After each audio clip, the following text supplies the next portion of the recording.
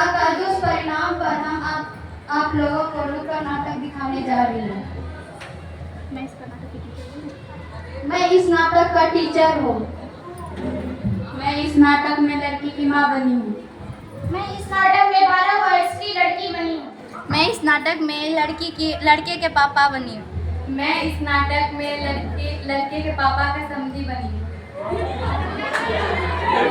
मैंने मेरे घर वालों से छुपके बता तो दिया, पर अगर ये समय पे नहीं आई तो मेरा शादी तो पक्का है आज। अरे गुड़िया, ऐसे मुंह लटका के ना पर लड़के वाले आते ही होंगे। माँ कम से कम आप तो मुझे समझिए, मैं अभी छोटी बच्ची हूँ, अभी मैं शादी नहीं करना चाहती। उम्र शादी से नहीं होती है।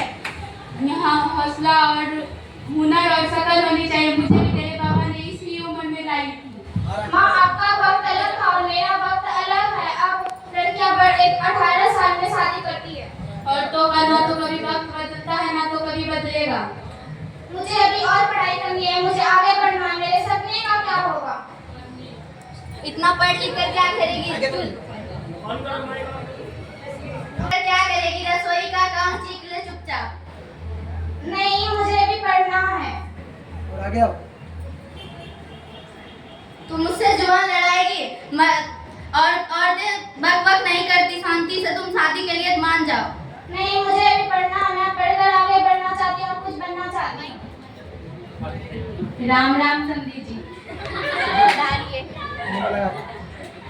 मैंने शादी का डेट फिक्स कर दिया है। 15 दिन के बाद आपकी बेटी की शादी है। मुझे अभी शादी नहीं करनी। ये क्या बोल रही है तुम्हारी लड़की?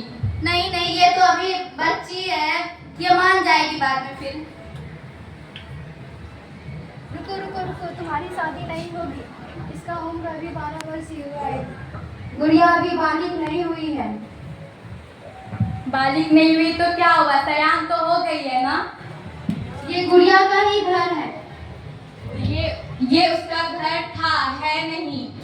अजीब है ना, शादी होते ही एक लड़की पराई हो जाती है। इसका घर कभी नहीं होती। मुझे माफ कीजिएगा, मुझसे गलती हो गई। अब मुझे पता चला क्या बाल विवाह करना कितनी गलत बात है। कमाल की बात है ना, जिस घर में एक बच्ची को गुड़िया समझकर बड़ी करती है, उसको कोई नहीं छोड़ती।